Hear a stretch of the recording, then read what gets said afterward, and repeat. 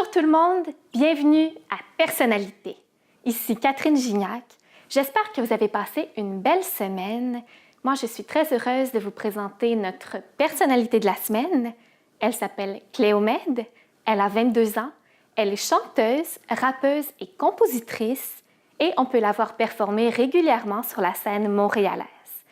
Aujourd'hui, elle nous parle de son parcours et de sa vie de rappeuse. Et j'ai bien hâte de savoir comment elle trouve ça d'évoluer dans le milieu du rap, qui est un milieu principalement composé d'hommes. Alors, on s'en va tout de suite la retrouver. Bonne émission! Bonjour Cléomède. Bonjour. Bienvenue à Personnalité. Merci beaucoup. Là, je veux tout savoir parce que tu es rappeuse et je me demande comment tu en es arrivée là. On va partir de ton enfance pour commencer.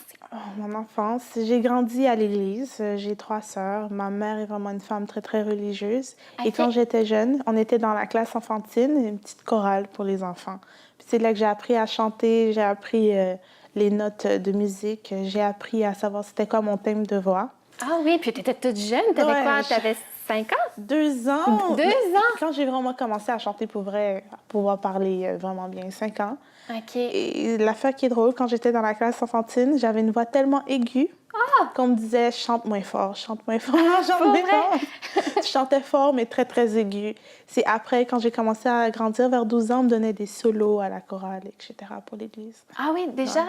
Ouais. OK, donc tu avais déjà une voix puissante à cet âge-là? Oui, je dirais une voix plutôt assez aiguë, mais assez bien contrôlée. Puis la plupart de mes sœurs savent chanter aussi. C'est quelque chose de familial. Mon grand-père, il est né en Haïti. Il était dans l'armée haïtienne. Il écrivait des chansons pour l'armée. Ah, et mon oui. arrière-grand-père avait un groupe qui s'appelait Jazz Tropical, un groupe de musique créole. Et il était le premier Tracy haïtien à jouer cet instrument qu'il avait appris à Cuba. OK. Ça fait que pour moi, la musique, c'est quelque chose qui est dans mon sang. C'est quelque chose de familial. Ça fait partie de toi? Oui, 100%. Donc, tu chantes depuis que tu es toute jeune? Oui. Mais qu'est-ce qui t'a donné envie d'aller plus loin vraiment là-dedans? Wow. Je pense, quand j'avais, je sais pas si c'est 7-6 ans, j'écoutais la radio. Mon grand-père avait une petite radio qui aimait écouter les nouvelles tout le temps. Des fois, j'empruntais la radio, j'écoutais la radio, puis j'écoutais les musiques qui passaient à la radio, puis je m'amusais à chanter. Dans ce temps-là, il y avait des cassettes.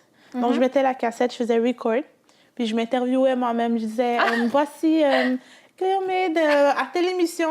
Là, je me posais des questions, je répondais, puis elle va nous chanter une chanson, puis je m'enregistrais en train de chanter les chansons que j'entendais à la radio.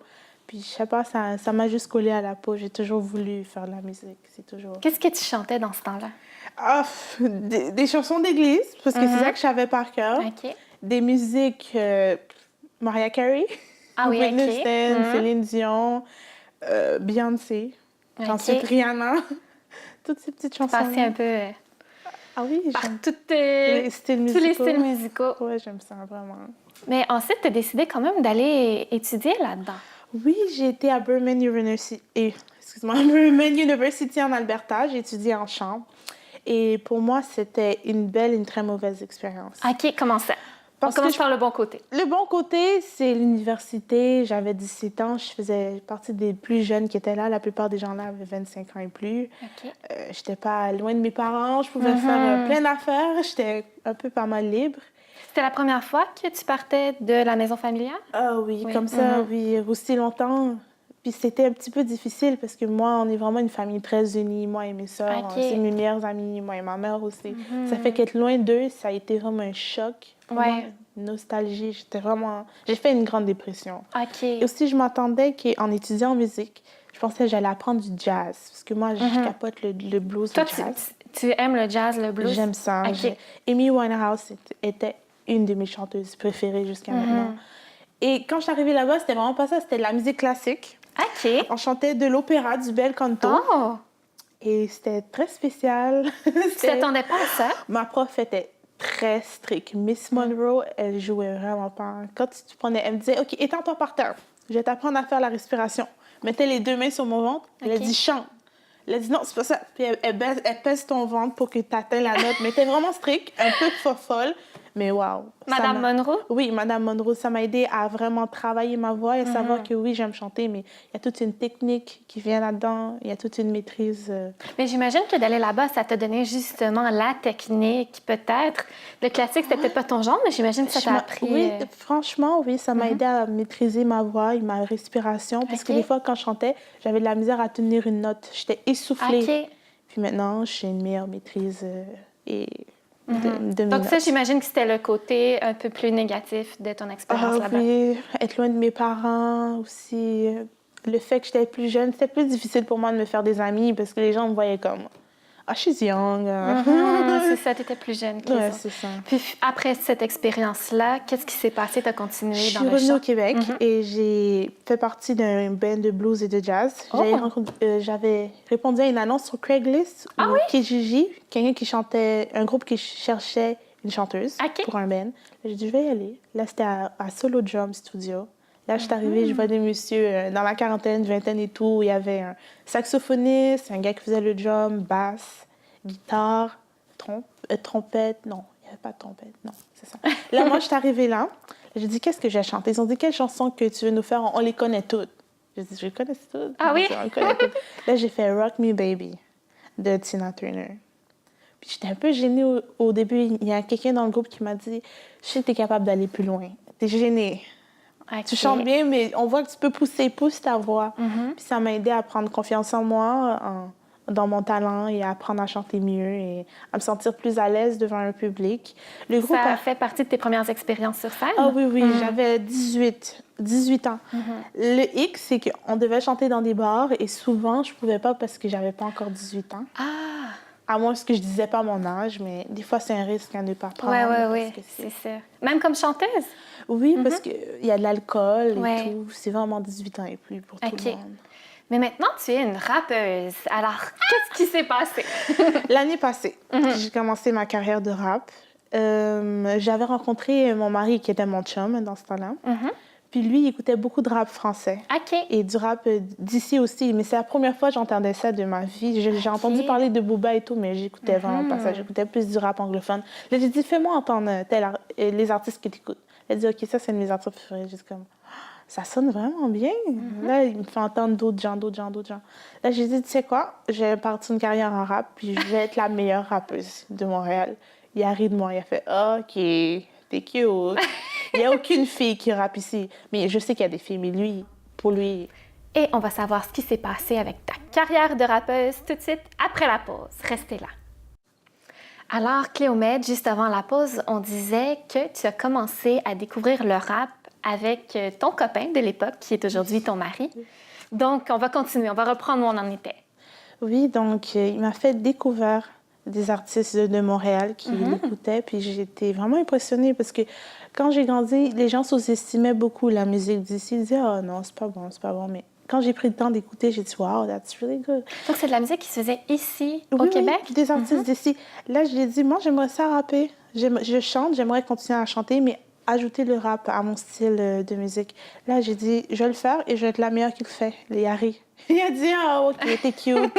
Il n'y a aucune fille qui rappe ici. » Puis les filles qui rappent, soit les filles ne savent pas rapper. Mais on va se dire qu'il y en a quand même très peu des filles qui rappent. Oui, mais à force de faire du rap, j'ai découvert qu'il y en avait beaucoup plus de qu'est-ce qu'on en pense, mais les filles, on n'a pas réellement la même opportunité que les gars dans le rap. Il faut vraiment qu'on crée... Comme moi, dans ma carrière, je me suis vraiment créé mes propres opportunités. Je me suis vraiment pas laissée marcher sur les pieds.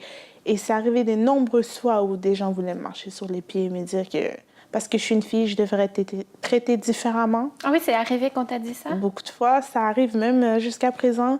Mais maintenant, je pense, à force de m'avoir fait mon propre nom et connu un peu par ces gens-là dans le milieu, ils savent déjà que ça vaut même pas la peine d'essayer. Alors là, tu as décidé que tu allais devenir la meilleure. Comment tu as commencé? OK, comment j'ai commencé? Bon, je voulais commencer à rapper. J'ai fait des recherches parce que moi, je pensais au début, j'ai besoin d'un manager, j'ai besoin d'une compagnie pour m'aider. J'ai trouvé une compagnie à Toronto. Ils m'ont signé. on allait faire un album ensemble, mais moi et la compagnie, on avait vraiment des différences artistiques. Et aussi, la compagnie avait signé un autre artiste à Toronto, puis moi, je suis à Montréal. Ouais. Donc, ils me donnaient pas vraiment assez tout ce que j'avais besoin, surtout pour une artiste qui venait juste de commencer dans le milieu. Alors, j'ai décidé de laisser tomber cette compagnie. On avait enregistré une chanson ensemble. OK. Ils avaient payé pour le studio et toutes les dépenses, mais la chanson n'a pas été release. Alors, je dis, je vais prendre cette chanson, je vais la modifier, je vais la faire à mon goût, puis ça va être ma première chanson qui a été mon argent, mon premier clip. Donc, j'ai fait la chanson, j'ai été au studio avec mes propres moyens, j'ai enregistré la chanson. Et là, j'ai décidé que j'allais faire un vidéoclip. J'ai cherché pour voir quel vidéographe qui va faire mon vidéoclip. Parce qu'au début, j'étais très... je doutais un peu. Je dis, je vais regarder un peu les vidéoclips des artistes d'ici, puis je vais voir quel vidéographe qui me plaît, qui pourrait faire mon vidéoclip. Là, j'ai trouvé le bon vidéographe. On a fait le vidéoclip. On avait un acteur dans le vidéo. Le concept, je voulais dire que la chanson Mon argent, pour moi, ça représente une chanson qui parle des gens qui vendent leur âme pour l'argent, pour des choses matérielles. Et à quel point que c'est pas nécessaire. Parce que moi, je crois vraiment à quoi bon de perdre son âme pour gagner le monde. Ça sert à rien de gagner le monde et perdre son âme. Parce que je pense que notre âme, c'est l'affaire la plus importante pour nous. C'est l'affaire que, d'après moi, après notre mort, qui va nous amener à l'éternité. Les choses matérielles sont bien, mais notre âme est le plus beau bijou qu'un être humain peut avoir. Donc, cette chanson-là représentait ça. Puis pour toi, le rap, justement, ça te permettait d'écrire des textes? Oui. Plus que dans d'autres styles musicaux, par exemple, de t'exprimer? Oui, chanter et rapper, pour moi, ça me permet d'exprimer qu'est-ce que je ressens à l'intérieur, parce que je suis une personne très private. Des fois, les gens me disent, est-ce que tu es triste des fois? Parce que j'ai toujours la même énergie, la même émotion, mais je garde vraiment tout à l'intérieur. La musique, pour moi, ça m'aide à véhiculer mes émotions, ça m'aide à me sentir libérée de tout ce que je ressens qui est coincé à l'intérieur. Donc, on a fait le vidéoclip. Et mon mari était là derrière le caméraman. Là, le caméraman, à un moment donné, il y avait une scène sur un lit. Là, j'avais une veste et tout. Là, le caméraman a dit, voyons, il faut que ça soit plus sexy, enlève ça. Là, je regardais mon mari. Là, même lui, il a dit, ouais, enlève ça, je veux dire. Là, je dis, t'es sûre? T'es sûre? Il a dit, oui, enlève-le. Là, la vidéoclip est rendue à 35 000 vues. Oh! Mais on n'avait jamais pensé que ça allait atteindre tout ça. Et c'était ta première vidéoclip, en plus? Oui, c'est ma première vidéoclip et ça a été comme, wow, 35 000 personnes. Où sont ces gens? Donc, ça commençait bien. Puis ensuite, tu as fait des batailles, des rap battles, comme on appelle? J'ai fait un rap battle parce qu'à un moment donné, j'avais une crise dans ma carrière. Il y avait un manager qui est manager de plusieurs rappeurs, 2-3 rappeurs à Montréal qui voulaient être mon manager. Puis j'étais comme, peut-être pas. Mais ensuite, j'ai vu que la personne avait d'autres intentions qui étaient plutôt négatives par rapport à moi. Alors, j'ai dit non. Je pense que c'est pas une bonne chose. Faut faire attention. Surtout quand t'es une femme, parce que tu sais jamais. Puis, il n'a pas aimé le fait que j'ai désisté sa proposition pour être mon manager. Puis, il est allé payer on appelle ça Canada Black TV. Il est allé s'arranger avec la personne qui est propriétaire de ce réseau pour pouvoir faire une campagne de salissage. Non! Et oui, il m'a dit clairement, j'ai demandé, est-ce que c'est toi qui fais ça? Il dit oui, tu avais juste à accepter que... Donc, il y a eu une campagne de salissage. Oui, sur moi. Il y a une très grande campagne de salissage. Surtout, je suis une fille qui rappe et des fois, les gens sont... C'est comme je pourrais dire, pas pour me vanter, mais j'étais vraiment la première à faire qu'est-ce que je fais de la manière que je le fais. Pas la première fille à rapper, non. Mais qu'est-ce qu'il disait sur toi? C'est pas bon, pour qui elle se prend, c'est qui elle, un tas d'affaires, insulter ma mère même. Mais moi, je l'ai pas pris à cœur parce que je savais pourquoi la personne le faisait et je savais comment la personne le faisait. Et ça m'a juste boosté. Alors je dis, tu sais quoi? J'ai prouvé mon talent. Je vais faire un rap battle, puis je vais le gagner. Puis j'ai de la première fille qui fait un rap battle, puis qui le gagne comme ça. Là, après ça, les gens, parce que mon opponente, elle avait déjà fait d'autres rap battles. Et un rap battle, qu'est-ce que c'est? Parce que c'est pas tout le monde qui connaît ça. Un rap battle, c'est une compétition où deux artistes, deux rappeurs, deux rappeuses, c'est quasiment des insultes politiques que vous donnez un à l'autre. Et la personne qui a les meilleures insultes politiques gagne. Mais c'est pas quelque chose... Donc, ça se fait sur une musique de rap, tout ça? Ça se fait sans musique ou avec une musique. Et moi, c'était sans musique. Sur scène? Oui, sur scène. Tout le monde vient, tout le monde regarde. Puis et le public et les juges choisissent qui a rappé le mieux. Et c'est de la pure improvisation? Improvisation et un peu de préparation. Je me suis préparée, mais honnêtement, arriver sur scène, t'oublies tout. Selon Ça moi. dépend. Tu peux pas prévoir à l'avance les répliques, les C'est insultes ça, de tu peux l'autre pas personne. préparer. Alors vraiment, ça vient du vrai talent que tu as à l'intérieur. ouais. Et la fille que j'ai battle était vraiment bonne. Elle avait battle auparavant. Elle fait partie d'un groupe de rappeuses à Montréal. OK. Vraiment très bonne. Les gens m'ont sous-estimée. Ils ont dit, c'est sûr qu'elle va perdre. Mais moi, je me suis dit, non, je sais de quoi je suis capable. Je l'ai fait et j'ai gagné.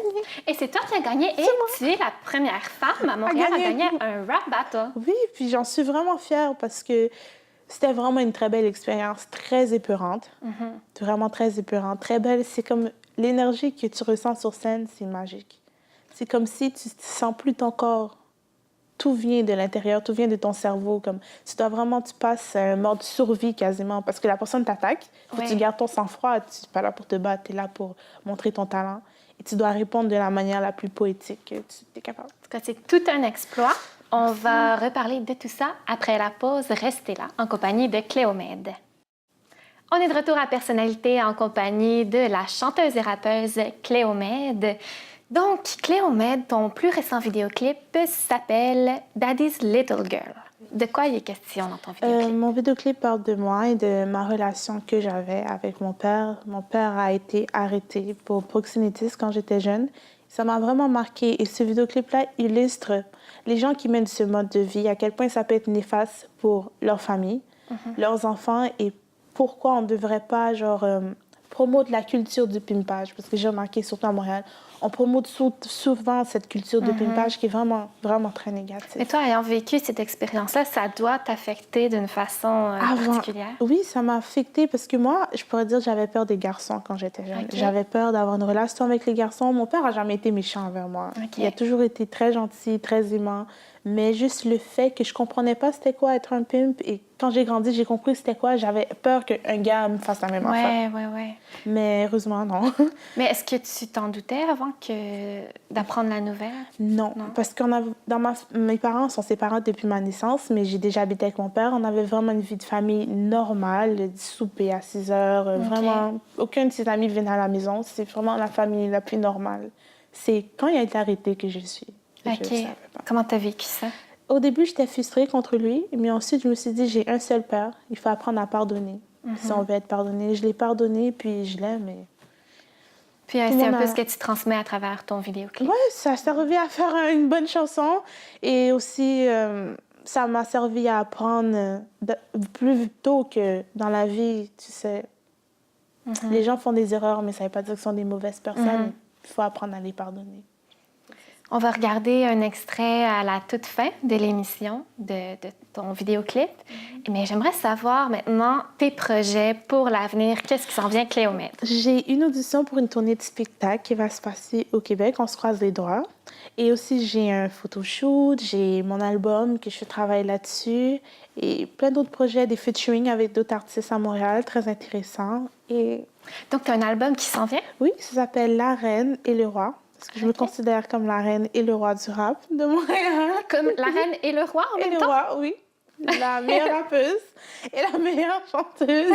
Donc, la reine et le roi, je travaille là-dessus. Puis, j'ai très hâte de pouvoir le share avec mes fans et le public, oui. OK, donc ça va être en français? En français et en anglais. C'est ça, parce que j'ai vu aussi dans tes vidéoclips, tu chantes dans les deux langues. Tu vas même les mêler dans les mêmes chansons des fois. J'aime vraiment ça, oui. C'est parce qu'au Canada, c'est anglophone, francophone. Puis, ça aide à pouvoir atteindre un plus grand public. Et aussi, j'ai été dans une école secondaire anglophone. Okay. Donc, c'est de là vient beaucoup l'anglicisme pour moi. Et tes parents sont haïtiens? Oui, est-ce qu'il y a une certaine influence haïtienne? Oui. Je fais partie d'un groupe compas. Et aussi, j'ai des chansons où j'ai des phrases en créole et j'ai des chansons en créole aussi qui s'en viennent. Donc, c'est vraiment une influence anglophone, francophone, haïtienne.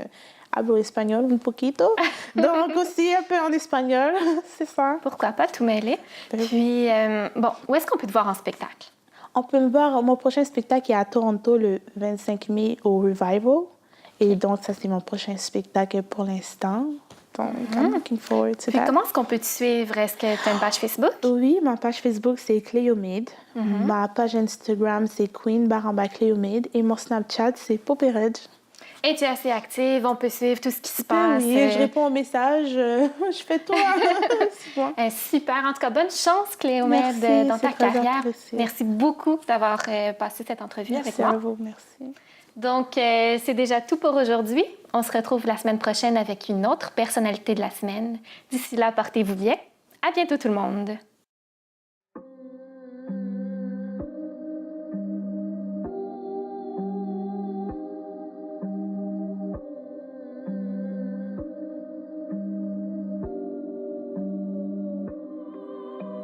Voici mon histoire. C'est dur à dire, mais je dois me vider le cœur. Alors papa, écoute. I'm daddy's little girl. Daddy's little girl. I'm daddy's little girl. Daddy's little girl. I'm just like him. I'm just like him. I'm just like him. I'm just like him. I'm daddy's little girl. Daddy's little girl. I've never been mad at these little girl. Never had a dad to rock my world. All he cared about was pimping money hoes. Thinking one time you left me inside the house with one of them. Said she was a friend. I was young and innocent. I couldn't see she was really one of them. Daddy, did you know? She left her door open so I could watch her do a client legs open. She was beautiful, talent blonde. Said she spent her life like a slave. Daddy's little girl. Daddy's little girl. I'm daddy's little girl. Daddy's little girl. I'm just like him. I'm just like him. I'm just like him. I'm just like him. I'm daddy's little girl. Daddy's little girl. Je sais pas si un jour je pourrais te pardonner, papa. Être un pimp a été un de tes choix et tes choix m'ont grandement affecté. Maman me dit d'oublier le passé. Papa, le passé définit mon présent et présentement je suis gaillé. To my dad, I was always secondary. To him, money's so necessary. How you let another man raise me? Even though you knew that he beat me. I will hustle till the day I die. People ask me why. I will hustle till the day I die. Parce que je suis la fille à papa. Ouais. Parce que je suis la fille à papa.